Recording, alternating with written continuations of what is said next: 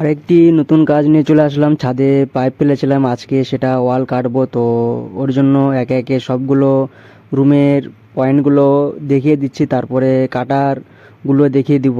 আর কথা হচ্ছে যে এই যে বিল্ডিংয়ে যে কাজগুলো হয়, সবার বেতন ঠিকঠাক দেয় যখনই ইলেকট্রিক মিস্ত্রির কাজ কমপ্লিট হয়ে যায়, তখনই বাড়িওয়ালার এই সমস্যা ওই সমস্যা নানা সমস্যা থেকেই থাকে।